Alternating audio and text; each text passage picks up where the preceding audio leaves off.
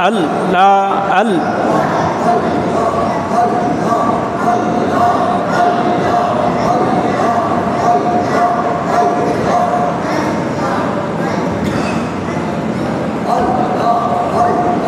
Allah Allah Allah Allah Allah Allah Allah Allah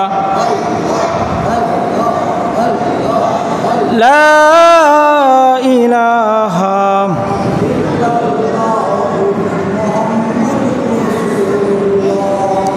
sallallahu ala Muhammad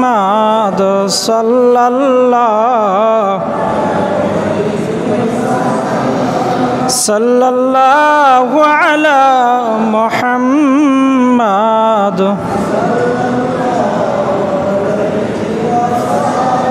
طلع البدر علينا ما دعا لله داعي وجب الشكر علينا ما دعا لله داعي صلى الله محمد صلى الله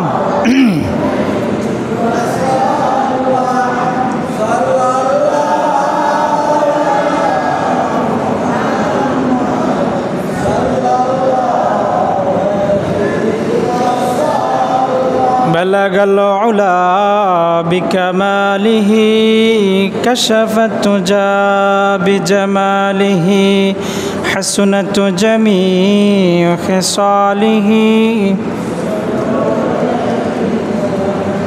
صلوا يا قوم بار صلوا على صدر الأمين مصطفى ما جاء إلا رحمة للعالمين الصلاة والسلام عليك يا رسول الله الصلاة والسلام عليك يا حبيب الله الصلاة والسلام عليك يا شافي المذنبين الصلاة والسلام عليك يا رحمة للعالمين হৃদয়ের সবটুকু প্রশংসা সেই রাব্বি করিমের আলিশান যিনি আমাদেরকে মোতাবাররাক পবিত্র মাস হাবিব কিবরিয়া সরওয়ারে দো আলম যার উসিলায় আল্লাহ তাআলা তামাম মাখলুকাত সৃষ্টি করেছেন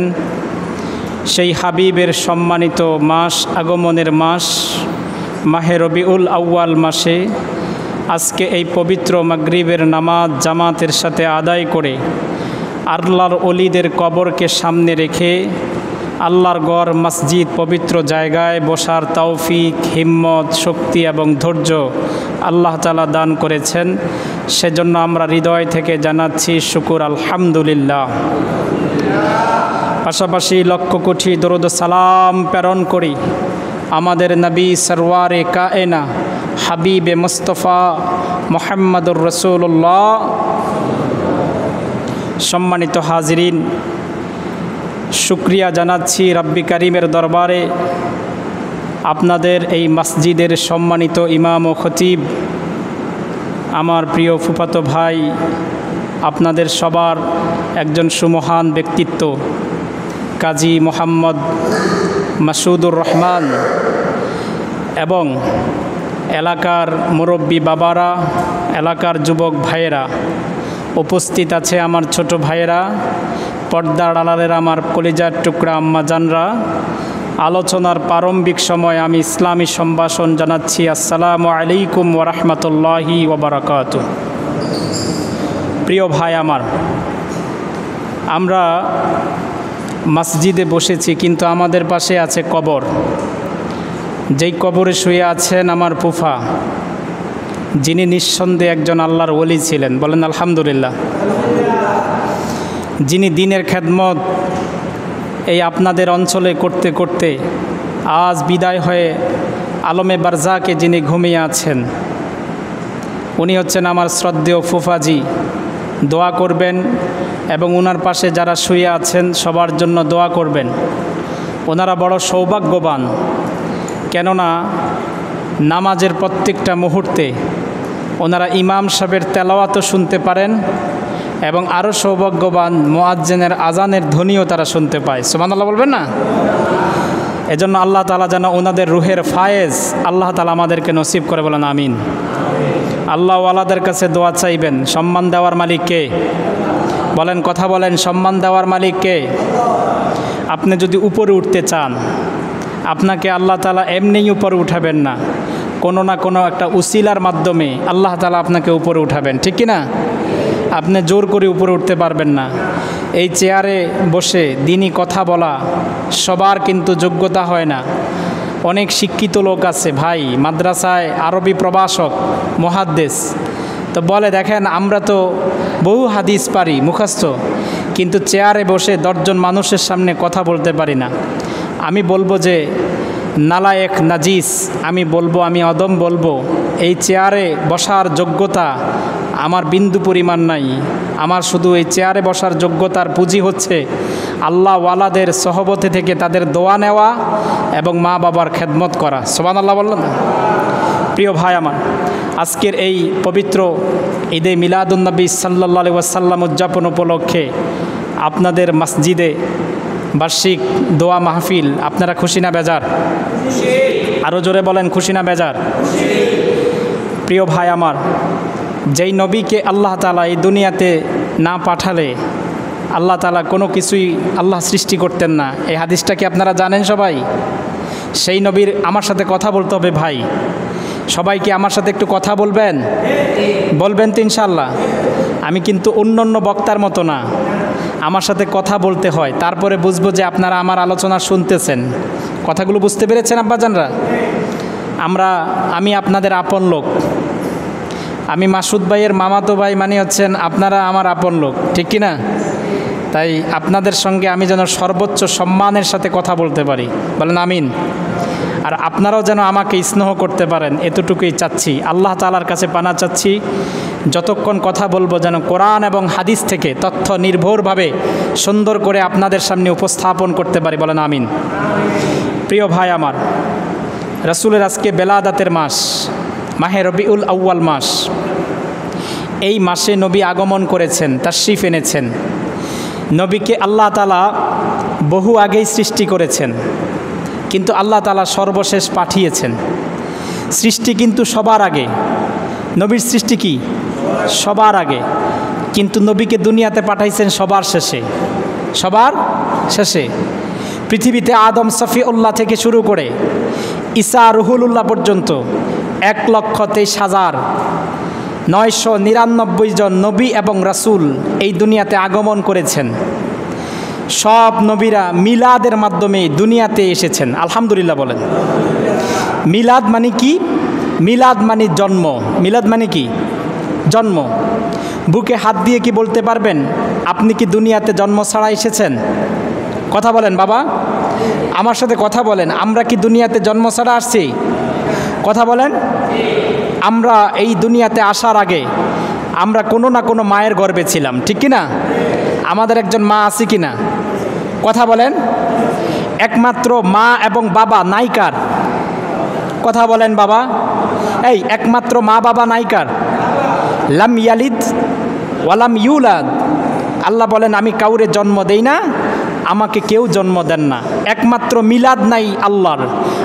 আল্লাহ ছাড়া পৃথিবীতে যত মাখলুকাত আছে, যেই মাখলুকাত অক্সিজেন নেয়, যেই মাখলুকাতের নিঃশ্বাসটা কার্বন ডাই অক্সাইড গ্রহণ করে, এই কার্বন ডাই অক্সাইড যে বাতাস গ্রহণ করে আর বাতাস থেকে যে আপনি অক্সিজেন নিচ্ছেন, সমস্ত মাখলুকাত অক্সিজেন নেওয়া আর কার্বন ডাই অক্সাইড দেওয়া সমস্ত জীবিত মাখলুকাত মিলাদের মাধ্যমে দুনিয়াতে আসছে। সুবহানাল্লাহ বলেন।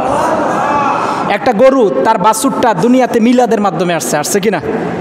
একটা গরু, একটা পশু, গরু এমনিই হয় না, একটা মুরগি এমনিই হয় না, আল্লাহর মাখলুকাতটা মিলাদের মাধ্যমে আসে। তাই নবীর মিলাদকে অস্বীকার করলে আপনি কি ইমানদার থাকবেন না বেঈমান হবেন? কথা বলেন বাবা, সাহস নিয়ে কথা বলবেন। আপনি যদি নবীর মিলাদকে অস্বীকার করেন, নবীর জন্মকে যদি অস্বীকার করেন, তাহলে আপনি কি মুমিন না কাফের? কথা বলেন। পৃথিবীতে সব নবীরা মিলাদের মাধ্যমে আসছে। আদম সফিউল্লাহ থেকে ঈসা রুহুল্লাহ পর্যন্ত 1,23,999 জন নবী এবং রাসূল সবাই এই দুনিয়াতে এসেছেন মিলাদের মাধ্যমে, জন্মের মাধ্যমে। সবার মিলাদকে যদি আপনি এক পাল্লায় রাখেন, সুবহানাল্লাহ কয় না? হাবিবে কিবরিয়াম হযরত যায়েদ ইবনে হারিসা বলেন, পৃথিবীতে এমন কোনো নবী এবং রাসূল নাই যারা মিলাদের মাধ্যমে দুনিয়াতে আসে না। সব নবীদের মিলাদকে যদি আপনি এক পাল্লায় রাখেন, আমি যায়েদ ইবনে হারিসা বললাম, আল্লাহর হাবিবের মিলাদকে যদি অন্য পাল্লায় রাখো, সব নবীদের মিলাদের শান যত হবে, আমার নবীর মিলাদের শান তার চেয়ে অগণিত হয়ে যাবে। নবীর জন্ম, পৃথিবীতে নবীদের জন্ম হইছে, সব নবীরা দুনিয়াতে জন্ম নিয়ে আস। সুবহানাল্লাহ করবেন না ভাই? আচ্ছা, আমার কথাগুলো কি আপনারা বুঝেন না? সব নবীরা কি দুনিয়াতে কিভাবে আসছে? মিলাদের মাধ্যমে। নবীর মিলাদ, নবীর জন্ম আর অন্যান্য নবীদের জন্ম কি একরকম? কথা বলেন, কথা বলেন। এই জন্য নবীর মিলাদকে অস্বীকার করছে এমন কোনো মুসলমান কি আছে দুনিয়ার জগতে? কথা বলেন। এই জন্য আজকে আমরা যেই অনুষ্ঠানটা করতেছি, এই অনুষ্ঠানের মূল টপিক হচ্ছে মিলাদুন্নবী, ঈদে মিলাদুন্নবী। নবীর জন্মে আমরা খুশি, সুবহানাল্লাহ বলবেন না মিয়া? এই নবীর জন্মে কি আমরা খুশি না বেজার? কথা বলেন।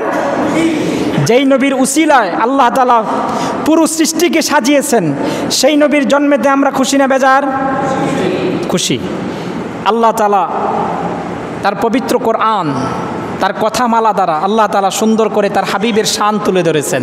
আল্লাহু আকবার কইবেন না? তার হাবিবের শানগুলো সুন্দর করে তুলে ধরেছেন, যে আল্লাহর হাবিবের শান আপনি কোরআনের মধ্যে পাবেন। বলেন কিসের মধ্যে পাবেন? এই কথা বলেন, কিসের মধ্যে পাবেন? কোরআনের মধ্যে। এবার আসেন আমি আবার মূল আলোচনায় প্রবেশ করি। মূল আলোচনায়, নবীর জন্মকে কি আমরা এখানে কেউ আছি অস্বীকার করি? আমরা নবীর জন্মকে স্বীকার করি, ঠিক কিনা?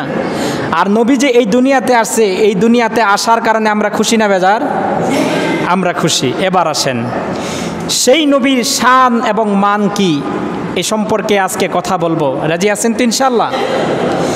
আল্লাহ তাআলা সূরাতুল ইনশিরাহ, যেটা আলাম নাশরাহ লাকা সদরক, এই সূরাটাকে আপনারা কখনো ইমাম সাহেবের পিছনে নামাজ পড়া অবস্থায় শুনছেন?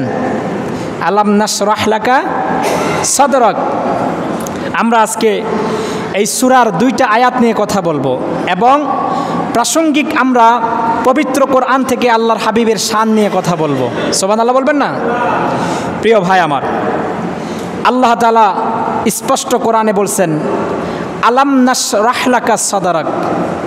হাবিব, আপনি আপনার উম্মতদেরকে বলে দেন, আমি কি আপনার বক্ষকে প্রশস্ত করে দেই না? সুবহানাল্লাহ বলবেন না? মানে বক্ষ বৃদ্ধি যেটাকে বলে, নবীদের একটা পাওয়ার, নবীদের একটা শক্তি, এই শক্তি, এই পাওয়ার আল্লাহ তাআলা ওপেন হার্ট সার্জারি দিয়ে ফেরেশতার মাধ্যমে আমার নবীকে সাদরাক, সিনাটাকে প্রশস্ত করে দিয়েছেন। সুবহানাল্লাহ বলবেন না? প্রিয় ভাই আমার, নবীকে আল্লাহ তাআলা 4 বার সিনা চাক করছেন। কয়বার? 4 বার। কয়বার? ভাই আমার কথাগুলো কি শোনা যায়? এই আমার কথাগুলো কি শোনা যায়? এই আমার কথাগুলো শোনা যায়? এবার শুনেন, নবীকে কয়বার? কয়বার? 4 বার। কয়বার? 4 বার। আবার বলেন কয়বার? 4 বার সিনা চাক করছেন। প্রথমবার আল্লাহর হাবিব যখন হজরতে হালিমাতুস সাদিয়া রাদিয়াল্লাহু তাআলার ঘরে ছিলেন। বলেন কার ঘরে? হালিমার ঘরে। কার ঘরে? হালিমা। হালিমা ছিল নবীর দুধমা। হালিমা, হালিমা কে ছিল? নবীর দুধমা। হজরতে হালিমাতুস সাদিয়ার ঘরে যখন ছিলেন, তখন আল্লাহর হাবিবের প্রথম সিনা চাক, প্রথম কি সিনা চাক হয়েছে। প্রিয় ভাই আমার, হালিমাতুস সাদিয়া কে ছিলেন? আল্লাহর হাবিবের দুধমা ছিলেন। আল্লাহর হাবিব যখন শিশুকাল ছিল, আল্লাহর হাবিবের দাদা যান হজরতে হালিমাতুস সাদিয়ার কাছে তাকে দিয়া দিলেন দুধ পান করানোর জন্য। সুবহানাল্লাহ বলবেন না?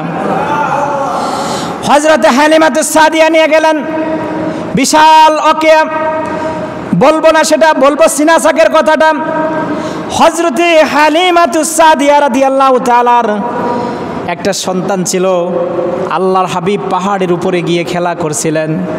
হঠাৎ দুইজন ফেরেশতা আসলো, আল্লাহর হাবিবের কাছে আগমন করলেন। সুবহানাল্লাহ কইবেন না?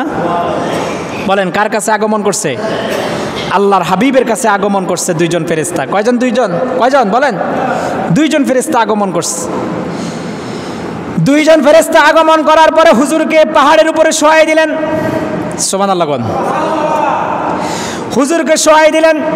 হালিমাতুস সাদিয়ার ছেলে দেখা মাত্রে দৌড় দিয়ে চলে গেলেন। হালিমা বললেন, কিরে বাবা, মুহাম্মদ সাল্লাল্লাহু আলাইহি ওয়াসাল্লাম সহ তুই গেলি খেলা করতি, কেন আবার চলে আসলি? বলে, আম্মা জান, দুইজন অচেনা লোক আমার ভাইকে যেন পাহাড়ের উপরে শোয়াই দিছেন, জানি না কি করলো। আম্মা জান আয়েশা কয়, আমি নবীর বুকটাকে একদিন দেখেছিলাম। নবীর বুকের মাঝখানে এরকম যখন আমরা কোনো জিনিস কাটার পরে যে সেলাই করি, নবীর বুকের মাঝখানে দেখেছিলেন। আম্মা জান আয়েশা প্রশ্ন করলেন, ইয়া হাবিবাল্লাহ, এটা কিসের দাগ? আল্লাহর হাবিব বলেন, আয়েশা রে, এটা সেই দাগ। আমাকে আল্লাহ তাআলা 4 বার সিনাচাক করেছেন। নবীর পুরো দেহটাকে কি করেছেন জানেন? এভাবে আলাদা করে আল্লাহর হাবিবকে অলৌকিকভাবে কুদরতিভাবে ফেরেশতারা সিনাচাক করে গেছেন। সুবহানাল্লাহ বলবেন না মিয়াম? প্রথমবার যখন করেছিলেন তখন হালিমাতুস সাদিয়ার ঘরে থাকা অবস্থায়। কার ঘরে থাকা অবস্থায়? হালিমার ঘরে। দ্বিতীয়বার যখন নবীর 20 বছর বয়স, বলেন কয় বছর? 20 বছর। 20 বছর বয়সে নবীর দ্বিতীয়বার সিনাচাক হয়েছে। আর তৃতীয়বার নবী যখন ওই হেরা গুহায় ধ্যানমগ্ন থাকতেন, দুনিয়ার জামিন থেকে, এই মাটি থেকে, ভূমি থেকে, হেরা গুহা পাহাড়ের অনেক উপরে, আম্মাজান খাদিজাতুল কুবরা যিনি প্রথম ইসলাম গ্রহণ করেছেন, একদিন আল্লাহর হাবিব আম্মাজান খাদিজাতুল কুবরা রাদিয়াল্লাহু তাআলার ইন্তেকাল বার্ষিকীতে খাসি জবাই করতেছেন। সুবহানাল্লাহ বলেন না মিয়া? তো আম্মাজান আয়েশা কয়, ইয়া রাসূলুল্লাহ, আপনি যে খাসি জবাই করেন কেন? বলল, আজকে সেই দিন যেই দিন আমার প্রিয়তমা স্ত্রী, আমার দুঃখের দিনের স্ত্রী, ইসলামের জন্য নিজের জীবন, নিজের সম্পদ উৎসর্গ করে যিনি দিয়েছেন, সেই খাদিজা আজকে দুনিয়া থেকে চলে গেছেন। আজকে আমি সেই খাদিজাকে স্মরণ করে আমি আজ খাসি জবাই করতেছি। সুবহানাল্লাহ কয় না? হযরত আয়েশা বলেন, ইয়া রাসূলুল্লাহ, আপনি কি আপনার এই বুড়িটাকে ভুলবেন না, যেই বুড়িকে আপনি প্রত্যেক বছর আসলে একটা খাসি জবাই করেন আর এই খাসিটাকে 3 ভাগ করে দেন? আল্লাহর হাবিব কয়, কেমনে বলবো খাদিজাকে, যেই খাদিজা ইসলামের জন্য অনেক বেশি উপকার করেছে, যেই খাদিজা নিজের সম্পদগুলো ইসলামের জন্য দিছে। আয়েশা রে, তোমরা তো আমার সুখের দিনের স্ত্রী, আমার খাদিজা দুঃখের দিনের স্ত্রী। আয়েশা, জানুনি জানুনি, তোমরা তারে বুড়ি বলো? না না না না, তোমাদের কাছে বুড়ি হতে পারে এই খাদিজা। জমিন থেকে আমি যখন হেরা গুহায় ধ্যানমগ্ন থাকতাম, নবুয়াত পাওয়ার আগে, সূরা আলাক নাজিল হওয়ার আগে, জমিন থেকে এই খাদিজা বারবার উপরে উঠে আমার জন্য খাবার নিয়ে যেতেন, এত বেশি কষ্ট করেছেন। কোনো দিন তোমরা আমার খাদিজাকে বুড়ি বলবা না, আমার খাদিজা আমার কলিজার টুকরা। আল্লাহর হাবিব কয়, আয়েশা রে, যতদিন ধরে আমি খাদিজার সঙ্গে সংসার করেছিলাম, দ্বিতীয় আর কোনো বিয়ে করি নাই। আমার খাদিজা ইন্তেকাল করার পরে আমি এত বেশি কষ্ট পেয়েছি, আজ সেই খাদিজার কথা বারবার মনে পড়ে যায়। যেই খাদিজা ধ্যানমগ্ন অবস্থায় থাকতেন, সূরা আলাক নাজিল হওয়ার আগে জিবরাইল আর মিকাইল এসে বললেন, হুজুর গো, আমি আপনার সিনাচাক করব, আপনি শুয়ে যান। আল্লাহর হাবিব নবুয়ত পাওয়ার আগে তৃতীয়বার সিনাচাক হয়েছে। রাসূলের তৃতীয়বার সিনাচাক, আলাম নাশরাহ লাকা সাদরাক, তৃতীয়বার সিনাচাক হইছে আল্লাহর হাবিব যখন কোথায়? ওই নবুয়ত পাওয়ার আগে। সুবহানাল্লাহ বলবেন না? রাসূল ধ্যানমগ্ন, কথাগুলো শুনবেন ভাই। মনে হয় 2-1টা ফাঁকা বন্ধ করে দিলে আওয়াজটা ক্লিয়ার হয়। কয়টা পাখা বন্ধ করে দেন, পাখার না সমস্যা নেই, এই আওয়াজ। গুহায় রাসূল ধ্যানমগ্ন থাকতেন, কোথায় বলেন? হেরা গুহায়। কথা বলেন, কোথায়? হেরা গুহায়। হেরা গুহা জমিন থেকে অনেক উপরে। জমিন থেকে কি বলেন? অনেক উপরে, অনেক উপরে। তো রাসূল ধ্যানে আছেন। কয় নম্বর? 3 নম্বর। জিব্রাইল আসবেন। বলেন কে আসবেন? জিব্রাইল আসবেন। হুজুর ধ্যানমগ্ন। হুজুর কি মগ্ন? ধ্যানমগ্ন। এমন সময় রাসূলকে এসে বললেন ইকরা। সুবহানাল্লাহ কইবেন না? নবীকে কি বললেন? ইকরা, আপনি পাঠ করেন। বলেন আপনি কি করেন? পাঠ করেন। নবী বললেন আনা বিকরাইন, আমি পাঠক না। বলেন আমি কি না? পাঠক না। আবার জিব্রাইল বললেন ইকরা, আপনি পাঠ করেন। নবী বললেন আনা বিকরাইন, আমি পাঠক না। আবার বললেন ইকরা, আপনি পাঠ করেন।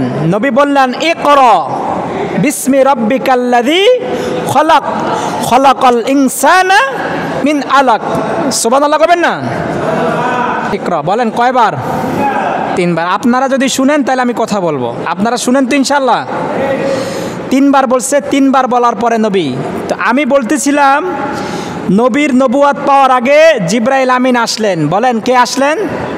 জিব্রাইল। বলেন কে আসলেন? জিব্রাইল আসলেন। 3 নম্বর সিনা সাক। কয় নম্বর? কয় নম্বর? 3 নম্বর।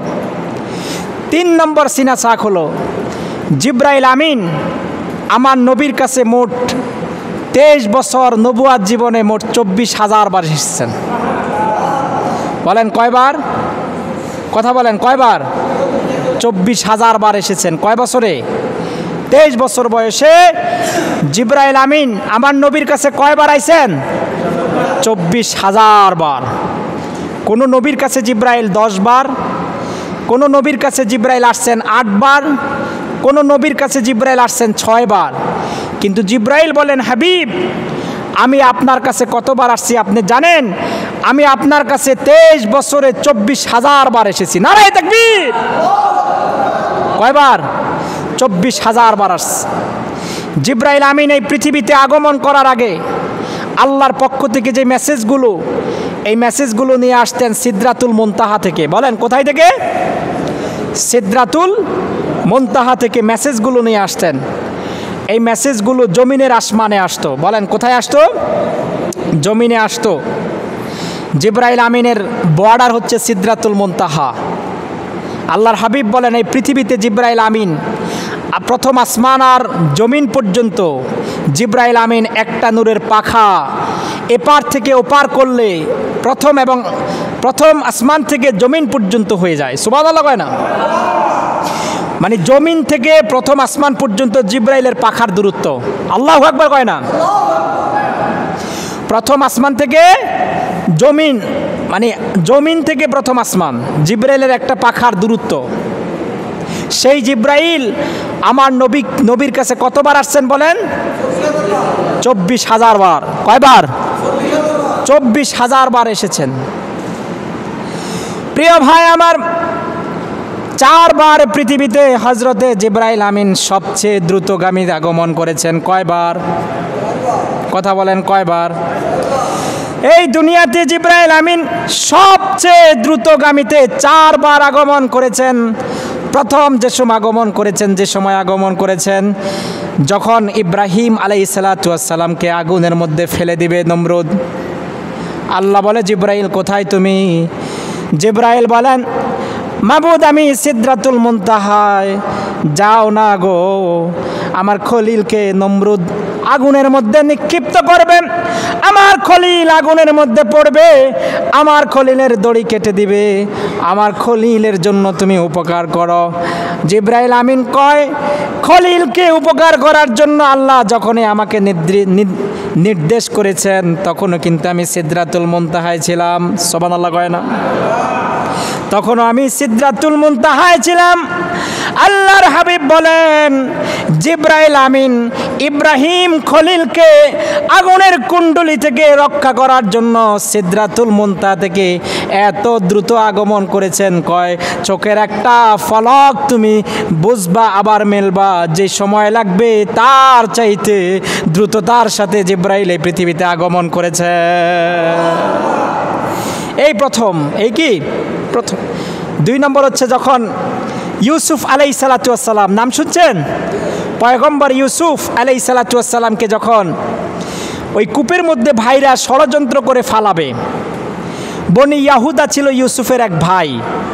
সে বলল যে ইউসুফকে এক কাজ করো, ইউসুফকে কূপের মধ্যে এমনি ফালাইলে হবে না, 60 হাত দড়ি বাঁধাও। কয় হাত? 60 হাত দড়ি। মাজার মধ্যে দড়ি বাঁধো, আর এই দড়ি বেঁধে কূপের মধ্যে নিক্ষিপ্ত করো ইউসুফকে। প্রিয় ভাই আমার, ইউসুফকে ভাইরা ষড়যন্ত্র করে ফালিয়ে দিবে কূপের মধ্যে। আল্লাহ বলেন, জিব্রাইল তুমি কোথায়? জিব্রাইল বলে, আমি সিদরাতুল মুনতাহায়। যা না গো, বাইরা ষড়যন্ত্র করে ইউসুফকে ফেলে দিবে। ইউসুফ বলেন, কূপের মধ্যে নিক্ষেপ করার আগে তখনও জিব্রাইল সিদরাতুল মুনতাহায় ছিলেন। 30 হাত দড়ি যখন কূপের মধ্যে চলে গেল, 30 হাত যাওয়ার সাথে সাথে যখন কাটবে, কয় চোখের পলক রে বন্ধ করো, আবার পলকটাকে খোলো। পলক বন্ধ আর খুলতে যে সময় লাগবে তার চাইতে দ্রুতগামীতে জিব্রাইল আলাইহিস সালাতু ওয়াস সালাম ইউসুফ নবীকে বাঁচালেন। পয়গম্বর ইউসুফ শুধু ভাইরা ষড়যন্ত্র করেছেন, ইউসুফের সৌন্দর্য চেহারা দেখে আল্লাহ কয়, ইউসুফকে তোমরা যত ষড়যন্ত্র করে কূপের মধ্যে ফেলে মারতে চাও, না না না না, ইউসুফের ভাইরা কোনোদিন ইউসুফকে তোমরা মারতে পারবা না, কারণ আমি জিব্রাইলকে এখনই খবর দেব। জিব্রাইল যা না গো, সিদরাতুল মুনতাহা থেকে সবচেয়ে দামি সুন্দর একটা পাথর আমার ইউসুফের জন্য কূপের নিচে ধরে রাখ, আর পাথরটাকে যেন নরম করে দিবি। আমার ইউসুফ যখন 30 হাত দড়ি কেটে দিবে ভাইরা ষড়যন্ত্র করে, ইউসুফ যখন কূপের মধ্যে পড়বি, সাথে সাথে যেন তুমি তোমার পাখা দিয়ে ইউসুফকে সুন্দর করে রক্ষা করতে পারো। দেখেন, যখন ভাইরা দড়ি কাটবে তার আগেও কিন্তু জিব্রাইল সিদরাতুল মুনতাহায়। জিব্রাইল বলেন, ও হাবিবুল্লাহ, সবচেয়ে দ্রুতগামীতে 4 বার আগমন করেছিলাম। কেমনভাবে জানেন? একটা মানুষ চোখের ফলক, মানে চোখ মুছবে, আবার চোখটাকে কি করবে, আবার খুলবে, যে সময় তার চাইতে কম সময়ের মধ্যে এই দুনিয়াতে আমি আগমন করেছি। সুবহানাল্লাহ বলবেন না? 3 নম্বর, আল্লাহর হাবিব যখন তায়েফে গেলেন, বলেন কোথায় গেলেন? তায়েফে গেলেন দিন প্রচার করার জন্য। রাসূল বললেন, যায়েদ চলো আমরা তায়েফে যাই, কারণ আমার চাচা আবু তালেব মারা গেছেন, আমার খাদিজা ইন্তেকাল করেছেন, এখন মক্কার অবস্থা ভালো না, চলো আমরা তায়েফে যাই, ভিন্ন জায়গায় দেখি কি অবস্থা হয়। রাসূল তায়েফে গেলেন। তায়েফের দুষ্ট দুরাচার আল্লাহর হাবিবকে পাথর মেরে আল্লাহর হাবিবের পবিত্র জিসিম মোবারক রক্তাক্ত করে ফেললেন। রক্তের ফোঁটা পড়তে পড়তে পা মোবারকের কাছে যখন আসলো, হুজুরের নালায়েক, হুজুরের জুতা মোবারকের কাছে যখন রক্ত চলে আসলো, তখন আল্লাহ তাআলা জিব্রাইলকে বললেন, জিব্রাইল তুমি কোথায়? জিব্রাইল বলেন, আমি সিদরাতুল মুনতাহায়। যাও, আমার হাবিবের যদি 1 ফোঁটা রক্ত তায়েফের মাটিতে পড়ে যায়, আমার হাবিব, দুনিয়ার মানুষ আমার হাবিবকে চিনে না, কিন্তু তায়েফের মাটি আমার হাবিবকে চিনে। তায়েফের মাটি কি চিনে? হাবিবকে চিনে। এই রক্ত মোবারক যদি তায়েফের জমিনে পড়ে যায়, এই তায়েফের জমিনে পড়লে তায়েফের জমিন তামার চাইতে শক্ত হয়ে যাবে। তাই তোমার একটা পাখা আমার হাবিবের পা মোবারকের নিচে বিছিয়ে দাও, আমার হাবিবের রক্ত যেন তোমার পাখার মধ্যে পড়ে, আর রক্ত যেন জমিনে না পড়ে, কারণ এই রক্ত যদি জমিনে পড়ে যায় তাহলে আমার এই জমিন থেকে আর কখনো ফসল আসবে। জিব্রাইল বলেন, আল্লাহ আমি তো এখনো সিদরাতুল মুনতাহায়। আল্লাহ বলেন, যাও না, আমার হাবিব কষ্ট পাচ্ছে, রক্ত মোবারক পড়ে যাচ্ছে। যায়েদ বিন হারেসাকে বললেন, যায়েদ রে, আমার পুরা শরীরটা রক্তাক্ত হয়ে গেছে রে বাবা, রুমাল আসেনি তোমার কাছে, রুমাল দিয়ে আমার রক্তগুলো মোছো, কারণ আমি জানি তায়েফের মানুষগুলো আমারে চিনে না, কিন্তু তায়েফের মাটি আমাকে চিনে, উহুদ পাহাড় আমাকে চিনে, বদর পাহাড় আমাকে চিনে, গাছগাছালি আমারে চিনে, কিন্তু কাফের বেঈমানরা আমারে চিনে না। আল্লাহ বলেন, জিব্রাইল রে জানা, আমার হাবিবের রক্তের ফোঁটা যদি তায়েফের মাটিতে পড়ে যায়, তায়েফের জমিনটা তামা তার চাইতে শক্ত হয়ে যাবে। দেখেন হুজুরের নালাইকের মধ্যে যে রক্তের ফুটা চলে আসছে, জিব্রাইল এখনো সিদরাতুল মুনতাহায়। এই জিব্রাইল, জানা আমার হাবিবের পায়ের নিচে তোর একটা পাখা বিছায়া দে। সুবহানাল্লাহ কয় না? কয় মানুষের চোখটাকে পলক করো, আবার চোখটাকে খোলো। কয় যত সময় কম, তার চাইতে কম সময়ে জিব্রাইল দুনিয়াতে আগমন করেছে। কয়বার? কয়বার? 3 বার। কয়বার? আল্লাহর হাবিবের পালক পুত্র নাম হচ্ছে জায়েদ বিন হারেসা। নাম কি? জায়েদ বিন হারেসা। যে জায়েদকে নিয়ে আল্লাহর হাবিব কোথায় গেলেন? তায়েফে গেলেন। সে জায়েদ একদিন তিনি তায়েফে আবার যাবেন। সূরা আর রহমানে এই ওয়াকিয়াটা আসছে খুব চমৎকারভাবে। সূরা আর রহমান, আল্লাহ যে দয়ালু, আল্লাহ যে মানুষের দোয়াকে কবুল করেন কোন নামে ডাকলে, এই আর রহমানের মধ্যে 2টা ব্যাখ্যা পাবেন। একটা ব্যাখ্যা যে আল্লাহ তাআলা কোন নামে ডাকলে আল্লাহ বান্দার দোয়াকে ফিরান না, 1। 2 নম্বর, ওই বিপদের মুহূর্তে আল্লাহ সাহায্য চাইলে জিব্রাইল আমিন জায়েদ বিন হারেসাকে কিভাবে সাহায্য করেছেন, এই ওয়াকিয়াটা আপনারা বুঝতে পারবেন। সুবহানাল্লাহ কয় না? তো রাসূলের পালক পুত্র জায়েদ ইবনে হারেসা, তিনি তায়েফে যাবেন। একটা ইহুদি এসে জায়েদের কাছে এসে বললেন, জায়েদ তুমি কোথায় যাচ্ছ? জায়েদ বললেন, আমি তায়েফে যাচ্ছি। কোথায় যাচ্ছে? কথা বলেন, কোথায় যাচ্ছে? আমি যদি তোমার সাথে যেতে পারি আমাকে নিবা? বললো, তুমি যদি আমার সাথে যেতে চাও তাহলে শর্ত একটা। বললো, শর্ত কি? বলছে কালেমা পড়তে হবে। সুবহানাল্লাহ কয় না? আমি যদি কালেমা পড়ি, তুমি যদি কালেমা পড়ো তাহলে অবশ্যই আমি তোমাকে আমার সাথী বানায়া নিব। সুবহানাল্লাহ কয় না? এবার বললেন ঠিক আছে, কালেমা পড়ছে। কালেমা পড়ার পরে জায়েদ ইবনে হারেসাকে নিয়ে উট নিয়ে রওনা হইস। কোথায়? তায়েফে। বলেন কোথায়? কোথায়? তায়েফ। উট নিয়ে রওনা হইতে হইতে তায়েফে গেছে। একটা পাহাড়ের গুহার মধ্যে আশ্রয় নেবে। সূরা আর রহমান তাফসিরে মাফাতিহিল গায়েব আল্লামা ফখরুদ্দিন রাজি এই ব্যাখ্যাটা সুন্দর করে উপস্থাপন করেছেন। সুবহানাল্লাহ করবেন না? জায়েদ বিন হারেসা যখন তায়েফের গুহার মধ্যে গেলেন, এমন সময় সঙ্গীটাকে বললেন, ভাই আমরা তো অনেক দূর সফর করেছি, চলো আমরা একটু বিশ্রাম নেই, কারণ সফর করলে শরীরে ক্লান্তি আসে না ভাই? তো জায়েদ বিন হারেসা তিনি তার সঙ্গীকে বললেন, তাহলে একটু রেস্ট করো। জায়েদ ইবনে হারেসা এখন রেস্ট করলেন। এবার সঙ্গে যে লোকটা আসলো, সেই লোকটার মনের কথা তো জায়েদ বিন হারেসা জানে না। এই লোকটা আসলে ঈমান আনছে জায়েদ বিন হারেসাকে মারার জন্য। নাউজুবিল্লাহ করবেন না? এই কারে মারার জন্য? জায়েদ ইবনে হারেসাকে মারার জন্য। এবার জায়েদ ইবনে হারেসার পা বেঁধে ফেললেন। তার পা আর হাত বেঁধে তাকে কতল করবে। এমন সময় যখন জায়েদ ইবনে হারেসার হাত এবং পা বাঁধলো, জায়েদ ইবনে হারেসা সজাগ হয়ে গেলেন। সুবহানাল্লাহ করবেন না? জায়েদ ইবনে হারেসা বললেন, এই তুমি না মুসলমান হলে? আল মুসলিম আখুল মুসলিম, মুসলমান তো মুসলমান ভাই, ভাই ভাইকে কোনোদিন মারতে পারে না, তুমি আমারে মারবা কেন? কয় জায়েদ দেখো, এই যে কালেমা পড়ছি এটা হচ্ছে দেখানো নাটক, আর কালেমা না পড়লে তো তোমার সফর সঙ্গী আমি হতে পারতাম না। এই কালেমার দোহাই দিয়ে আমি তোমার সফর সঙ্গী হলাম তোমারে মারার জন্য। কয় তুমি আমাকে কেন মারবা? আমি কি দোষ করেছি বলো? কয় তুমি কোনো দোষ করো না। কয় কেন তাহলে মারবা কেন? বলছে তোমারে যদি মারি, তোমার মরার খবরটা যখন মদিনায় যাবে, মদিনায় যাওয়ার পরে যখন শুনবে জায়েদ ইবনে হারেসা মারা গেছে, ওই মদিনার নবী শোনার পরে কষ্ট পাবে, আর আমি মুনাফিক ওইখানে গেলে দেখতে পাবো রাসূলের কষ্ট হৃদয়ের মধ্যে কেমন। নাউজুবিল্লাহ বলবেন না? প্রিয় ভাই আমার, হযরতে জায়েদ ইবনে হারেসা দুনিয়ার কারো কাছে সাহায্য চায় না। জায়েদ ইবনে হারেসা মুনাফিককে বললেন, তুমি আমার মুসলমান ভাই হয়ে তুমি এত বড় ক্ষতি করবা? মুনাফিকটা বললেন, আমি তো মুসলমান না, আমি নামে মুসলমান কামে না। নাউজুবিল্লাহ করবেন না? আমি তোমাকে মারতে চাই। হযরতে জায়েদ ইবনে হারেসা কয়, রাতের বেলায় গভীর রাতে সবার দরজা বন্ধ হয়ে যায়, সবার দরজা বন্ধ হয়ে যায়।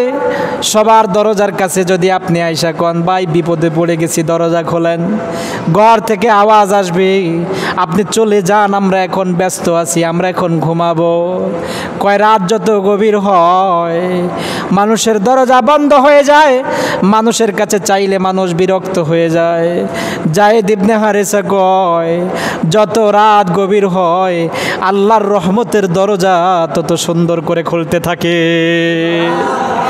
যায়েদ ইবনে হারেসা কয় ইয়া হাবিবি, ও হাবিবুল্লাহ, আমি ওই সেই তায়েফের গোয়ার মধ্যে বিপদে পড়ে গেলাম।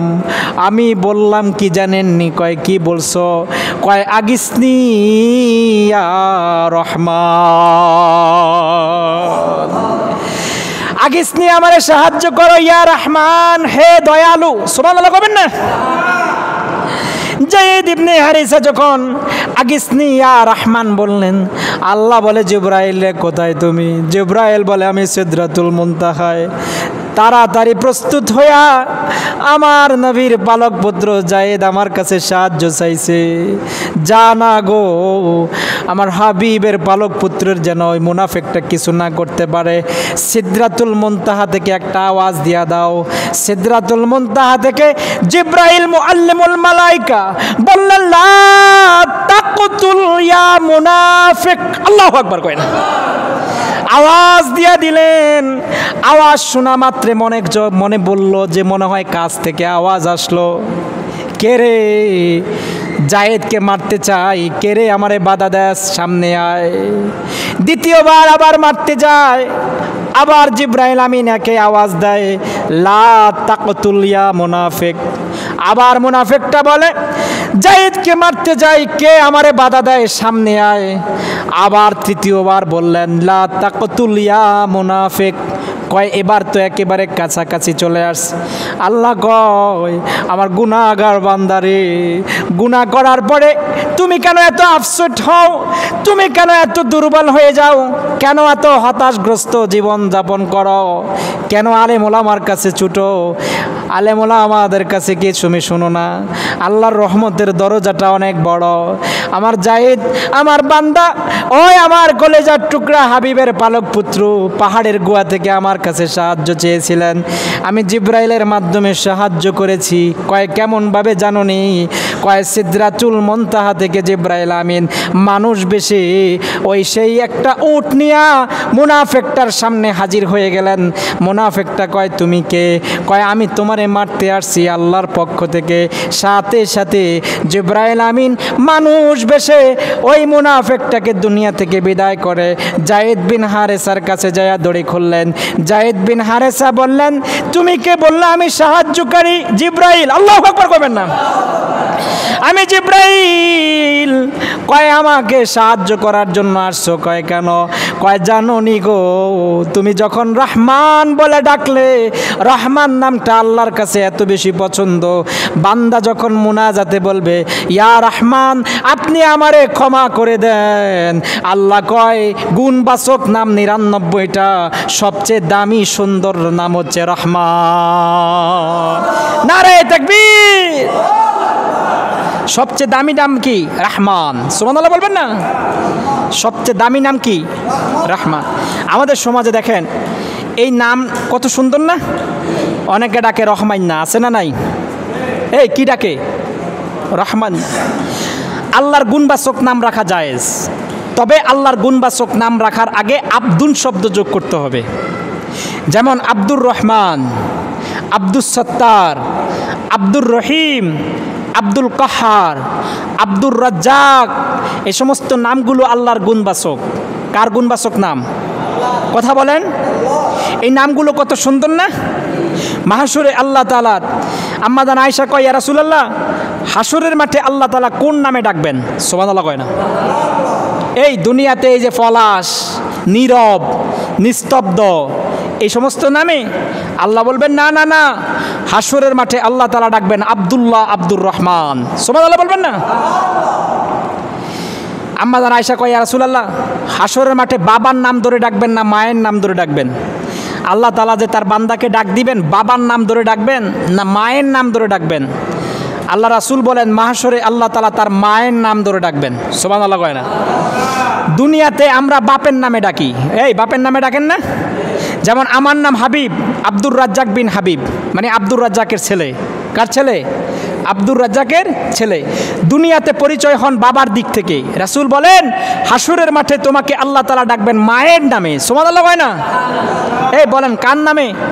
মায়ের নামে। এই জন্য রাসূল বলেন সুন্দর একটা নাম রাখো। আল্লাহর গুণবাচক নামগুলো রাখা যায়। এই জন্য রহমান নাম রাখা অনেক সুন্দর, কিন্তু ডাকতে হলে অত্যন্ত সেন্সিটিভ। তাকে ডাকতে হবে আব্দুর রহমান। বলেন কি ডাকতে হবে? আব্দুর রহমান, আব্দুর রহিম, আব্দুস সত্তার। এই যে আমি বললাম এই রহমান, এই নামটা অনেক সুন্দর না? এই নামে যখন আপনি কার কাছে সাহায্য চাইবেন? এই বলেন কার কাছে? এই আমার কথাগুলো বুঝেন? এই আমার কথাগুলো বুঝেন? আপনি এই নামগুলো দেখে যদি আপনি আল্লাহর কাছে চান, আল্লাহ বলেন আমি তার চাওয়াকে অপূর্ণতা করব না। সুবহানাল্লাহ বলবেন না? জিবরাইল আমিন এই কয়বার আসছেন?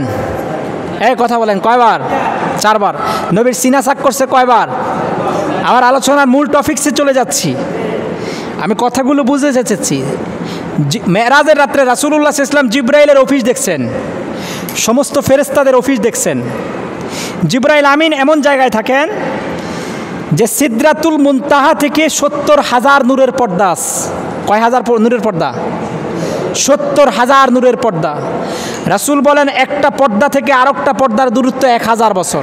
কয় হাজার বছর? 1000 বছর। তারপরে আরো সে আজিম। সুবহানাল্লাহ কয় না?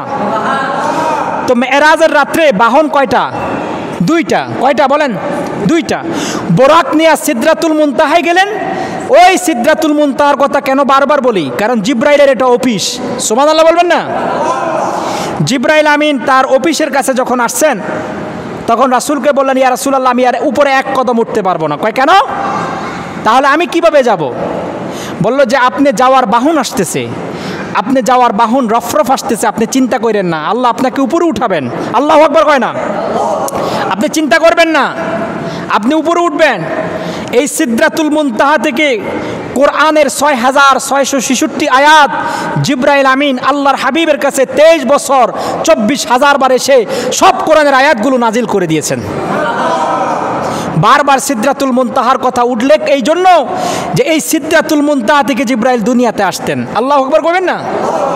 প্রিয় ভাই, বলতেছিলাম আল্লাহর হাবিবের কাছে 4বার যে সিনা চাক, আলাম নাশরাহ লাকা সাদরাক, 4বার সিনা চাক হইছে মেরাজে যাওয়ার আগে। কোন সময় বলেন? মেরাজে যাওয়ার আগে। রাসূল যখন মেরাজে যাবেন, মেরাজে যাওয়ার আগে জিবরাইল আমিন আসলেন, মিকাইলও আসলেন। সুবহানাল্লাহ বলবেন না? কি আমার আলোচনা শুনবেন? কথা বলেন, শুনবেন? প্রিয় ভাই আমার, রাসূল যখন মেরাজে যাবেন, মেরাজ হচ্ছে রাসূলুল্লাহ সাল্লাল্লাহু আলাইহি ওয়াসাল্লামের একটা মুজিজা। মেরাজটা কি? রাসূলের একটা কি? মুজিজা। তো রাসূল যখন মেরাজে যাবেন, মেরাজে যাওয়ার আগে জিবরাইল এবং মিকাইল আসলেন। বলেন কে আসলেন? জিবরাইল এবং মিকাইল আসলেন। আসার পরে নবীকে জমজমের পানি দিয়ে সিনা সাক করলেন, মানে নবীর ওপেন হার্ট সার্জারি করলেন, এবং নবীকে ওপেন হার্ট সার্জারি করার পরে নবীকে উপরে উঠালেন। আল্লাহু আকবার কইবেন না? তাহলে 1 নম্বর যখন নবী হালিমাতুস সাদিয়ার ঘরে ছিলেন, 2 নম্বর নবীর যখন 20 বছর হয়েছে, 3 নম্বর নবী নবুয়ত পাওয়ার আগে সিনা সাক হয়েছে, 4 নম্বর নবী মেরাজে যাওয়ার আগে সিনা সাক হয়েছে। আল্লাহু আকবার কইবেন না? তাহলে সেই নবীর শান এবং মান দিয়েছেন কে? কথা বলেন, কে দিয়েছেন? আল্লাহ। সেই নবী সম্পর্কে আল্লাহ বলেন ওয়ারাফা'না লাকা যিকরাক। সুবহানাল্লাহ বলবেন না? আল্লাহ বলেন হাবিব, ধুলোকে ভুলোকে, গ্রহে নক্ষত্রে, জান্নাতে, সব জায়গায়, যত জায়গায় আমার নাম আছে তত জায়গায় আপনার নাম আছে। জান্নাতে সব জায়গায়, সব জায়গায় কার নাম আছে? বলেন কার নাম? আল্লাহ এবং তার হাবিবের নাম। দেখেন, আজান আপনি যখন দিবেন, আজান আজান দেওয়ার সময় আল্লাহর নামের পাশে কার নাম আছে? জোরে বলেন, কার নাম আছে? তারপরে আপনি যখন ইকামত দিবেন, ইকামতে আল্লাহর পাশে কার নাম আছে? আল্লাহর হাবিবের নাম আছে। তারপরে কোরআনে আল্লাহর হাবিবের শান এবং মান আছে। সুবহানাল্লাহ বলবেন না? প্রিয় ভাই আমার, আল্লাহ বলেন ওয়ারাফা'না লাকা যিকরাক ইযা যুকিরতু যুকিরতা মাই। হাবিব আমার, যত জায়গায় আমার নাম আছে, শান আছে, স্মরণ আছে, তত জায়গায় আপনার স্মরণ আছে। জানেননি গো কি জান্নাতে সব জায়গায়।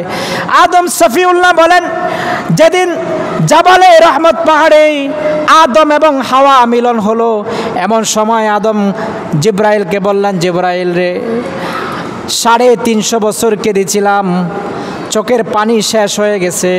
350 বছর কেঁদেছিলাম, রক্ত পড়া শেষ হয়ে গেছে। 350 বছর কেঁদেছিলাম, পুজ পড়া শেষ হয়েছে। আল্লাহ একটু দয়া করে না গো, বলো জিব্রাইল রে, বলো না, আমি যে জান্নাতের খুঁটির মধ্যে মোহাম্মদ নামটা দেখেছিলাম, ওই মোহাম্মদকে। জিব্রাইল বলেন, মা কানা মুহাম্মাদুন আবা আহাদিম মির রিজালিকুম ওয়ালাকির রাসূলুল্লাহি ওয়া খাতামান নাবিয়্যিন। আল্লাহু আকবার। জিব্রাইল বলেন, ইনি হচ্ছেন মুহাম্মদ, সর্বশেষ নবী। বলল, আমি যদি এর উসিলা ধরে যদি আল্লাহর কাছে চাই, আল্লাহ মাফ করবেনি। সুবহানাল্লাহ কয় না? দেখেন, জান্নাতের খুঁটির মধ্যে আল্লাহর পাশে কার নাম আছে? এই আটটু কাছে আসেন মিয়া, আটটু কাছে আসেন। লা ইলাহা ইল্লাল্লাহ। এই কাছে আসেন, কাছে আসেন।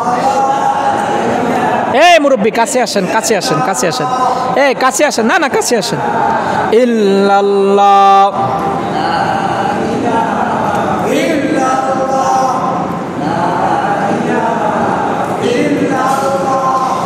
দেখেন, লা ইলাহা ইল্লাল্লাহু। দেখেন, একটা কথা বলবো আপনাদের কাছে। যখন তারা আমার সাথে কথা বলতেছেন, কথা বলেন না, তো আল্লাহ তাআলা বলেন, ওয়ারাফা'না লাকা যিকরাক। হাবিব, যত জায়গায় আমার শান আছে, নাম আছে, তত জায়গায় আপনার নাম। মক্কার কাফিররা ষড়যন্ত্র করে কাবার হাতিমের মধ্যে লাগাই দিছে মোহাম্মদ মাজনুন। কি লাগাই দিছে? মোহাম্মদ মাজনুন, মানে মোহাম্মদ পাগল। নাউজুবিল্লাহ বাইজায় কোয়েন। কি লাগাই দিছে? মোহাম্মদ পাগল। আল্লাহ জবাব দেয়, ওয়ামা সাহিবুকুম বিমাজনুন। হাবিব, আপনি আপনার সাহাবীদেরকে বলে দেন, ওয়ামা সাহিবুকুম বিমাজনুন, আপনাদের সাথী পাগল না। মক্কার কাফেররা লাগাই দিছে মাজনুন। পারস্য থেকে একদল লোক হজ করার জন্য আসলেন, তাওয়াফ করার জন্য আসলেন। তারা কাবার হাতিমের মধ্যে যখন দেখলেন মোহাম্মদ মাজনুন, এমন অবস্থায় তারা লোকদেরকে বললেন, মোহাম্মদ মাজনুন, এই ব্যক্তিটাকে একে দেখতে হবে। আল্লাহ যে বলছেন, ওয়ারাফা'না লাকা যিকরাক ইযা যুকিরতু যুকিরতা মাই। হাবিব, চিন্তা করেন না, আপনার স্মরণ কাফিরদের দ্বারাই করে দিব। কাফেররা ক্যানভাস করবে। সুবহানাল্লাহ কয় না? হাবিব রে, আপনি চিন্তা করেন না, কাফেররাই আপনার স্মরণ করে দিবে কাফেরদের কাছে। সুবহানাল্লাহ কয় না? পারস্যের লোকেরা বললেন, মোহাম্মদ মাজনুন, এই মোহাম্মদকে দেখতে চাই। বলল, তুমি কি দেখতে চাও? বলছে, হ্যাঁ, আমরা দেখতে চাই। কয়, তাহলে চলো। আল্লাহর হাবিব যে পাগল, বলেন তো তিনি দুনিয়ার পাগল ছিলেন না আল্লাহর পাগল ছিলেন? জোরে বলেন, কার পাগল? মক্কার কাফেররা লেলিয়ে দিলেন, অথচ আল্লাহ বলেন, ওয়ারাফা'না লাকা যিকরাক। হাবিব, আপনি চিন্তা করবেন না, সব জায়গায় আমি আল্লাহর পাশে আপনার নাম রেখে দিলাম। হাবিব, আপনি চিন্তা করবেন না গো, আপনি দুঃখ আর ভারাক্রান্ত হৃদয় হয়ে যাবেন না। ইসলামের প্রারম্ভিক সময় নবী গোপনে গোপনে ইসলাম প্রচার করবেন। এমন সময় পারস্যের লোকেরা এসে কয়, মোহাম্মদকে একটু দেখতে চাই। মোহাম্মদকে, এই পাগলটা মক্কার জীবনে যদি ভালো লোক না হতো, মানে যদি জনপ্রিয় লোক না হতো, তাহলে কাফেররা লেখে না, একে দেখতেই হবে। দেখতে যাবেন। আবু বকর আল্লাহর হাবিবের হুজরা মোবারকের দরজার সামনে দাঁড়ানো। পারস্যের লোকেরা কয় মোহাম্মদ নাকি এই ঘরের মধ্যে থাকে? কয় হ্যাঁ এই ঘরের মধ্যে থাকে। কয় তাকে একটু দেখতে চাই, তাকে কি দেখতে পারবো? কয় তাকে যদি দেখতে চান গো তার অনুমতি লাগবে। আল্লাহর হাবিবের কাছে সিদ্দিকে আকবর চলে গেলেন। আবু বকর আমার নবীর 2 বছরের ছোট। আবু বকর নবীর কাছে যায়, কয় হুজুর আপনাকে দেখতে আসছে, আপনি নাকি পাগল? ও জিবরাইল, আমার হাবিব পাগল না রে, আমার হাবিবের কাছে আয়াত নাজিল করে দে, ওয়ামা সাহিবুকুম বিমাজনুন। আমার হাবিব দুনিয়ার পাগল না। আমার হাবিব যদি দুনিয়ার পাগল হতেন সারা দুনিয়া আমার হাবিবের পায়ের নিচে থাকতো, পাহাড়কে হুকুম দিলে স্বর্ণ হয়ে যাইত। মক্কার কাফেররা কি মনে করছে নবী দুনিয়ার পাগল না? জিবরাইল যা যা আমার হাবিবকে সান্ত্বনা দিয়ে আয়াত নাজিল করে দে। জিবরাইল আসলেন, আয়াত নাজিল করে দিলেন। পারস্যের লোকেরা আবু বকরকে বললেন, আবু বকর কই মোহাম্মদকে দেখতে চাই। আল্লাহর হাবিবের কাছে অনুমতি চাইলেন, হুজুর গো পারস্যের লোকেরা আপনারে দেখতে আসছে, আপনি কি অনুমতি দিবেন? আল্লাহর হাবিব বলেন, আবু বকর রে দেরি করবা না, সম্মানের সাথে তাদেরকে ভিতরে ঢুকতে দাও। আবু বকর বললেন, যান যান, ভিতরে হাবিবুল্লাহ বসে আছে। পারস্যের লোকেরা আমার নবীর নূর মুবারক চেহারা দেখা মাত্রে কয়, আবু বকর সত্যি কি ইনি মোহাম্মদ? কয় আল্লাহর কসম করে বলছি উনি মোহাম্মদ। কয় ওয়াল্লাহে আল্লাহর কসম, উনি যদি মোহাম্মদ হয়ে থাকে, পয়গম্বররা সুন্দর হয়, আদম সফিউল্লাহ থেকে ঈসা রুহুল্লাহ সব নবীরা সুন্দর। ইনি যদি নবী হয়, ওনার কিছু সিমটম আলামত ওনার চেহারার মধ্যে দেখা দিয়েছে, বলো উনি আসলে কি মোহাম্মদ? বলছে হ্যাঁ। কয় ওয়াল্লাহে আল্লাহর কসম করে বলছি, আবু বকর তোমার নবীকে বলো আমারে কালেমা পড়ায় দিত, লা ইলাহা ইল্লাল্লাহু। আপনি দেখেছেন কথাটা কি? ওয়ারাফা'না লাকা যিকরাক ইযা যুকিরতু যুকিরতা মাই। ও হাবিব, মক্কার কাফেররা আপনাকে বিপরীত নিতে চায়, তাদের এই বিপরীতের দ্বারা আপনাকে সঠিক পথের মধ্যে নিয়ে যাব। সুবহানাল্লাহ কয় না? আরে আপনি চিন্তা করেন কেন? আল্লাহু আকবার কইবেন না? মক্কার কাফেররা যত ষড়যন্ত্র করুক, মক্কার কাফেররা কি যতই ষড়যন্ত্র করুক, কখনো পারবে? কথা বলেন, পারবে? পারবে না। এজন্য মক্কার কাফেররা চাইছে পাগল বললে ওই পারস্যের লোকেরা বিশ্বাস করবে না। হ্যাঁ পাগল বলবে, কিন্তু আসলে তো পাগলের চেহারা এমন হয় না। সুবহানাল্লাহ কইবেন না? পাগলের ব্যবহার এত সুন্দর হয় না। রাসূল বললেন, আপনারা কেমন আছেন? অনেক দূর থেকে আসছেন, আপনারা আমাদের মেহমান। আল্লাহু আকবার কইবেন না? দেখেন নবীজির ব্যবহার কত সুন্দর দেখেন। আর মক্কার লোকেরা নবীরে পায় পাগল। নবী একদিন মসজিদে নববীতে সাহাবীদের নিয়ে আলাপ করতেছেন। কাদেরকে নিয়ে? সাহাবীদেরকে নিয়ে আলাপ করতেছেন। তো একজন ইহুদি আইসা কাপড় উল্টাইয়া পেশাব করছে। বলেন কি করছে? কাপড় উল্টাইয়া পেশাব করতেছে। তখন আল্লাহর হাবিবের দুই পাশে দুইজন সাহাবী ছিলেন। একজন ছিলেন আবু বকর, আর একজন ছিলেন ওমর। একজন নরম সাহাবী আর একজন গরম সাহাবী। সুবহানাল্লাহ কইবেন না? ওমরের মেজাজ ঠান্ডা না গরম? ওমর বলেন, হুজুর আমি কি দেরি করব নাকি? একটু শুধু অনুমতি দিয়া দেন, ওর সাইজ করে দেই। নবী পাগল, মক্কার লোকেরা বলে, অথচ নবীর আদর্শ কেমন? সুবহানাল্লাহ বলবেন না? আল্লাহ বলেন, ওয়া ইন্নাকা লাআলা খুলুকিন আযীম। হাবিব আমার, মক্কার লোকেরা আপনারে পাগল কয়, আর আমি সার্টিফিকেট দেই পৃথিবীর মাঝে আদম সফিউল্লাহ থেকে একেবারে কিয়ামত পর্যন্ত যত নবী এবং তার উম্মতরা আসবে সবচাইতে দামি চরিত্রের অধিকারী আপনি। সুবহানাল্লাহ বিহামদি। আপনি পাগল না, আপনি কার পাগল? কথা বলেন, কার? আল্লাহ। প্রিয় ভাই, মসজিদে নববীতে নবী মিটিং করতেছেন, সাহাবীদেরকে নিয়ে কথা বলতেছেন, এমন সময় ইহুদিরা এসে কি করলো? প্রস্রাব করে দিল। আচ্ছা বলেন তো, আমাদের এই মসজিদে একটা লোক আইসা, একটা বিধর্মী হিন্দু ভাই, মানে একটা হিন্দু ভাই যদি আইসা পেশাব করে, আপনি কি তারা আদর করবেন না মারবেন? কথা বলেন, আদর করবেন না মারবেন? জোরে বলেন, মারবেন না আদর করবেন? ওমর বললেন, হুজুর আপনি জানেন না, আশিদ্দা ও আলাল কুফার, কাফেরদের কাছে আমরা কঠিন। হ্যাঁ, আমরা পরস্পর নরম, কিন্তু কাফেরের কাছে গরম। আপনি অনুমতি দেন না, পরে সাইজ করি। রাসূল বলছেন, না না না ওমর, ওয়ামা আরসালনাকা ইল্লা রাহমাতাল লিল আলামিন। তোমাদের এই যে নবী, ইনাকে আল্লাহ তাআলা আলামিনের জগতে রহমত হিসাবে পাঠিয়েছেন। সুবহানাল্লাহ। ইনি আদর্শের বিজয় করে ইসলামকে কায়েম করবে। আল্লাহু আকবার করবেন না? নবীর এই পবিত্র জবান দিয়ে আদর্শের বিজয় হয়েছে কিনা? নবীর কথা এবং কাজ অ্যাকুরেট থাকার কারণে 23 বছর ইসলাম ধর্ম প্রচার করে আল্লাহর হাবিব বিদায় হজের ভাষণে আল ইয়াউমা আকমালতু লাকুম দীনাকুম ওয়া আতমামতু আলাইকুম নি'মাতি, এই আয়াত নাজিল হওয়ার আগে রাসূল বিদায় হজের ভাষণ আরাফার ময়দানে আবু বকরকে ডেকে বলেন, আবু বকর, জিব্রাইল আমাকে এইমাত্র কর্ণকুহরে মেসেজ দিলেন যে আপনার উম্মতের সংখ্যা 1,24,000। কয় লক্ষ? 1 লক্ষ। এটা কিসের মাধ্যমে? কর্কট ব্যবহারের মাধ্যমে না সুন্দর ব্যবহারের মাধ্যমে? মদিনার মসজিদে ইহুদি কি করে দিয়েছে? প্রস্রাব। বলেন কি করে দিয়েছে? প্রস্রাব। নবী বললেন, আবু বকর, না না না না, এই মুহূর্তে যদি ওর ক্ষতি হয়ে যায়, ওর যদি কোনো ধরনের ক্ষতি হয়ে যায় তাহলে কি জবাব দিব আল্লাহর কাছে? তাই ওকে ভালো করে প্রস্রাব করতে দাও। সুবহানাল্লাহ। প্রিয় ভাই আমার, ইহুদি ওমরকে দিলে থর থর করে কাঁপতে শুরু করলেন, কারণ ওমর এমন একজন সাহাবী ছিলেন। আল্লাহর হাবিব বলেন, যেই দিন দারুন নাদওয়ায় মিটিং হয়েছিল, আবু জাহেল বললেন, কে পারবা মুহাম্মদের শির আনতে? ওমর দাঁড়িয়ে বললেন, হুজুর আপনি আমাকে দিয়া দেন, মুহাম্মদের শির আপনার কদম মোবারকের মধ্যে এনে দেব।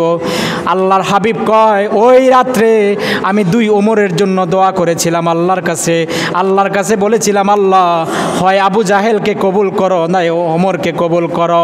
আল্লাহ ওই রাত্রে আমার দোয়াকে কবুল করার কারণে ওমর ইসলাম গ্রহণ করে প্রথম যেই ভাষণটি দিয়েছেন, বললেন, হুজুর আর গোপনে গোপনে ইসলাম প্রচার করবেন না, এখন আপনি প্রকাশ্যে ইসলাম প্রচার করেন, প্রকাশ্যে আপনি আজান দেন, প্রকাশ্যে আপনি ইসলামের কাজ করুন। নারায়ে তাকবীর। নবী সাল্লাল্লাহু সামাজিক জীবন, পারিবারিক জীবন আলোচনা করেন। আপনি দেখেন কি নবীর ব্যবহার। অথচ আমাদের সমাজে দেখেন আমরা বিধর্মীদের সঙ্গে খারাপ আচরণ করি, আছে না নাই?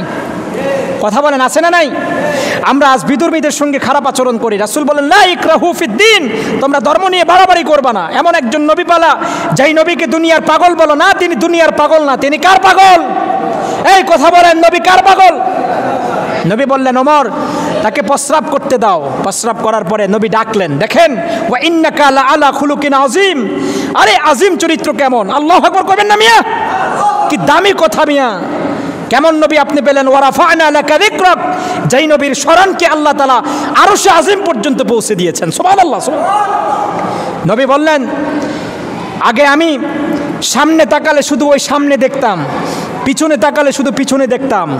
সাহাবীরা জানো, এখন আমি উপরে তাকালে আরশে আজিম দেখতে পাই। এই নবী কেমন? নবী বলেন, আগে দেখতাম নিচে তাকাইলে দেখতাম মাটি, এখন আমি নিচে তাকাইলে কবরে কি আযাব হয় না কবরে শান্তি হয় এটাও আমি দেখতে পাই। সুবহানাল্লাহ। শুধু তাই নয়, 7 জমিনের নিচে যা আছে সব কিছু আমি নবী দেখি। সুবহানাল্লাহ। নবী বললেন, ওমর মেজাজ ঠান্ডা করো। তাকে ডাক দিলেন। ডাক দেওয়ার পরে বললেন, ভাই দেখেন কি সুন্দর কথা। বলো, দেখেন আপনি অন্য ধর্মের মানুষ, এটা মসজিদ, এটা আল্লাহর ঘর, এখানে প্রস্রাব করে না ভাই, অপবিত্র স্থান না, এখানে সর্বোচ্চ তহারাত অর্জন করতে হয়, সর্বোচ্চ পবিত্রতা অর্জন করতে হয়। তাই আর কোনো দিন এই কাজ করবেন না। এবার ঠিক আছে, এই কাজ করবেন না। এখানে এটা আমাদের পবিত্র ঘর, এখানে আমরা সেজদা দেই, নামাজ পড়ি। নবীর কি ব্যবহার দেখেন, নবীর কি আচরণ। ইহুদি বললেন, কিরে, আমি তো মনে করেছিলাম আমাকে ডাক দিয়েছে কতল করার জন্য, এখন মুহাম্মদ সাল্লাল্লাহু আলাইহি ওয়াসাল্লাম আমাকে ডাক দিয়ে বললেন যে দেখো, এটা এমন একটা জায়গা যেখানে সেজদা দিলে 1 রাকাতে আল্লাহ তাআলা একাই নামাজ পড়লে 27 রাকাতের সওয়াব দিয়া দেয়, আর জুমার মসজিদে ইমামের পিছনে 1 রাকাত নামাজ পড়লে 500 রাকাতের সওয়াব দিয়া দেয়। আরে এইটা এমন একটা মসজিদ যেখানে 1 রাকাত নামাজ পড়লে 50,000 রাকাতের সওয়াব পাওয়া যায়। এ পবিত্র ঘর, প্রস্রাব করবা না। ইহুদি বললেন, আমি ভয় পেয়ে গেলাম, মুহাম্মদ সাল্লাল্লাহু আলাইহি সাল্লাম আপনি এত সুন্দর চরিত্রের অধিকারী, আপনাকে মানুষ পাগল বলে, আসলে আপনি পাগল না, আপনি আর দেরি করবেন না, আপনি আমারে কালেমা পড়াই দেন, লা ইলাহা ইল্লাল্লাহু মুহাম্মাদুর রাসূলুল্লাহ। সুবহানাল্লাহ বলবেন না? নবীর কি চরিত্র দেখছেন, ওয়া ইন্নাকা লাআলা খুলুকিন আযীম। সুবহানাল্লাহ বলবেন না? এমন একজন নবী, জীবনে তিনি রাগ করতেন না। আল্লাহু আকবার করবেন না? সহিহ আল বুখারীতে আসছে, একজন সাহাবী নবীর কাছে আসলেন। আয়েশা বললেন, ইয়া রাসূলুল্লাহ, একজনে আমার লগে রাগ করে, এখন আমাদের মধ্যে রাগ আছে না নাই? কথা বলেন না ভাই, রাগ আছে না নাই? হিংসা আছে না নাই? প্রতিশোধের প্ল্যান আমাদের অন্তরে আছে না নাই? তুই আমারে মারছ, একদিন দেখাই দিমু, আছে না নাই? দেখেন, একদিন একজন সাহাবী আয়েশা কয়, ইয়া রাসূলুল্লাহ, অমুক এক সাহাবী আমার সঙ্গে রাগ করে আস। রাসূল বলছে, দেখো, একজন মুসলমান আরেকজন মুসলমান 3 দিনের বেশি রাগ করবা না। কয়দিন? কথা বলেন, কয়দিন? একজন মুসলমান আরেকজন মুসলমান কয়দিনের বেশি রাগ? 3 দিন। অথচ আমরা আপন ভাই, আপন রক্তের ভাইয়ের সঙ্গে কথা বলি না, আছে না নাই? আমরা বোনদের সঙ্গে কথা বলি না, বোনদের সঙ্গে কথা বলি না, বোনরা আমাদের জায়গা আবার ছাই বই দেয়নি, কয়নি ভাই গিরে বাপের বাড়িতে তো জায়গা পামো কি, এটা আবার কয়নি, এই ভয়ে অনেক বোনের সঙ্গে কথা বলে না, আছে না নাই? আজকে দেখেন রাগ, গোসা, আহা! রাসূল জীবনে রাগ করে না। রাসূল সাহাবীকে বললেন, সাহাবী, তুমি কি মুসলিম ভাইয়ের সঙ্গে রাগ করছো? বলছে, হ্যাঁ হুজুর, আমি রাগ করেছি, উনি আমার সঙ্গে কথা বলে না। রাসূল বলছে, এখন তুমি কি করতে চাও? বলছে, আমি এখন রাগ ভাঙাতে চাই। রাসূল বললেন, ঠিক আছে, রাগ ভাঙাতে চাও, তাহলে তোমাকে আমি একটা আমল শিখাই দেই। বলছে, কি? বলছে, তুমি মুসলিম ভাইকে যাইয়া সালাম দাও। সুবহানাল্লাহ বলবেন না? কি দিতে বলছে? সালাম। আল্লাহর হাবিব বলতে দেরি সাহাবী মুসলিম ভাইয়ের কাছে গেলেন, যায়া বললেন, ইয়া আখি আসসালামু আলাইকুম। মুস্কি হাসি দিয়ে যখন বললেন, সাথে সাথে যেই ভাইটা তার সঙ্গে রাগ করেছে ওই ভাইটা মুস্কি হাসি দিয়া বলেন, ইয়া আখি ওয়া আলাইকুমুস সালাম, কাইফা হালুকা। আল্লাহর হাবিব বলেন, সালাম এমন একটা ইবাদত, সালাম ছাড়া হৃদয়ে আপনি হিংসা দূর করতে পারবেন না। আল্লাহর হাবিবের একটা বৈশিষ্ট্য, হুজুর যখন হুজরাতে যাইতেন, আম্মা জান আয়েশা রাদিয়াল্লাহু তাআলা কয়, রাসূলের আগে আমরা কোনোদিন সালাম দিতে পারতাম না। হুজুরের একজন সাহাবী জিজ্ঞেস করেন, ইয়া রাসূলুল্লাহ, কেন আপনি এত বেশি সালাম দেন? আল্লাহর হাবিব বলেন, ইসলাম ধর্মে সবচেয়ে উত্তম কাজ হচ্ছে আফসুস সালাম, সালাম দেওয়া। সুবহানাল্লাহ কইবেন না? অথচ আজকে বাবা তার ছেলেকে সালাম দেয় না, ছেলে তার বাবাকে সালাম দেয় না, সালাম দিলে ফোনের মাধ্যমে দেয়। একজন লোকের জিজ্ঞাসা করলাম, জীবনে কি আপনি বাবারে সালাম দিছেন প্রকাশ্যে? কয় শরম করে। কি করে? শরম করে। হজরতে খাদিজা কয়, হজরতে আম্মা জান আয়েশা বলেন, কত প্ল্যান নিয়া হুজরাতে বসে থাকতাম, হুজুর আসবেন, হুজুরকে একটু সালাম দিতাম। হুজুরের মেহরাব থেকে, মসজিদে নববীর মেহরাব থেকে আয়েশার ঘরটা একেবারে কাছাকাছি। হজরতে আম্মা জান আয়েশা রাদিয়াল্লাহু তাআলা বললেন, বহুবার চিন্তা করেছি হুজুরকে একটু সালাম দিব, কোনো দিন হুজুরকে সালাম দিতে পারি নাই। আল্লাহর হাবিব বলেন, উম্মত, একটা আদর্শ শিখাই দেই, সন্তান আর বাবার মধ্যে যদি প্রেম প্রীতি মোহাব্বত সৃষ্টি করতে চাও, তাহলে বাবা আর সন্তানের মধ্যে সালামের প্রচলন ঘটাও, রাগ নিয়ন্ত্রণ হয়ে যাবে। আল্লাহর হাবিব বলেন, অন্তরের মধ্যে হিংসা থাকবে না, রিয়া থাকবে না। যে যত বেশি সালাম দিবে তার তত অন্তর পরিষ্কার হয়ে যাবে। এজন্য প্রিয় ভাই, আজকে এই পবিত্র ঈদে মিলাদুন নবী সাল্লাল্লাহু আলাইহি ওয়াসাল্লাম উদযাপন উপলক্ষে আজকে আপনাদেরকে কিছু নোট করে দিচ্ছি। জীবনে সফল হতে চান, বেশি পরিমাণ সালাম দিবেন। রাজি আছেন তো ইনশাআল্লাহ? আল্লাহর হাবিব বলেন, গাছের এই যে গাছ আছে না, গাছ, রাসূল বলেন, গাছ থেকে আড়াল হইয়া আবার দেখা হইছে, আবার সালাম দাও। সুবহানাল্লাহ কবেন না? আমাদের সমাজে এখন মুরব্বীরা কয়, আম করে না সালাম দিব, আছে না নাই? ছোট্ট ছোট পোলা বাইন করে কি কয়, এই তোরা আম করে সালাম দিবি? হ্যাঁ, রাসূলুল্লাহ সাল্লাল্লাহু আলাইহি ওয়াসাল্লাম ছোট্ট ছোট্ট বাচ্চাদেরকে সালাম দিতেন। সুবহানাল্লাহ বলবেন না? এজন্য প্রিয় ভাই, একদিন আল্লাহর হাবিব তিনি ঘুমাচ্ছেন, এমন সময় হুজুর গুনগুন করে কি বলতেছেন? আম্মা জান আয়েশা প্রশ্ন করবেন, রাসূল বললেন, আয়েশা তুমি কিছু বলতে চাও? আম্মা জান আয়েশা বললেন, হুজুর আমি বলতে চাই, প্রত্যেক দিন রাত্রে আপনি ঘুমানোর আগে কি পড়েন? বলছে, আমি কিছু দোয়া পড়ি আর কিছু কথা বলি। বলছে, আপনি কার সাথে কথা বলেন? কয় আমি আল্লাহর কাছে আমি কিছু মেসেজ দিচ্ছি। সুবহানাল্লাহ বলবেন না? কয় মেসেজটা কি? কয় মেসেজ দিচ্ছি মক্কার কাফেররা, মদিনার মুনাফিকরা আমারে যে না বুঝে না জেনে আমারে যে আঘাত করেছে, আমি রাতে ঘুমানোর আগে তাদেরকে ক্ষমা করে প্রত্যেক রাত্রে ঘুমাই। হুজুর যখন বালিশে মাথা দিতেন, আম্মাজান আয়েশা কয় রাতের বেলায় নবী ঘুমানোর আগে দোয়া পড়তেন, দোয়া পড়ে গুনগুন করে কি বলতেন? নবী বললেন, আয়েশা রাতের বেলায় ঘুমানোর আগে প্রত্যেক রাত্রে আমি আমার যে দুষ্ট দুরাচার, আমার যে শত্রু, আমি তাদেরকে ক্ষমা করে ঘুমিয়ে যাইতাম। সুবহানাল্লাহ বলবেন না? এই ছিল আমার নবী। আর আমরা কেমন উম্মত? নবী চলছে একরকম, আমরা চলি আর এক রকম। নবী কোনোদিন হিংসা করেন না, আমরা হিংসা করি, আছে না নাই? আমরা হিংসায় জ্বলে পুড়ে ছাই ছাই হয়ে যাই। আয় হায়, হ্যাঁ বড় হয়ে গেছে নাকি? এরকম করবেন না ভাই। রাসূলুল্লাহ সাল্লাল্লাহু আলাইহি ওয়াসাল্লাম অল্প কয়েকদিন দিন প্রচার করে ইসলামকে বিজয় করেছেন। সুবহানাল্লাহ বলবেন না?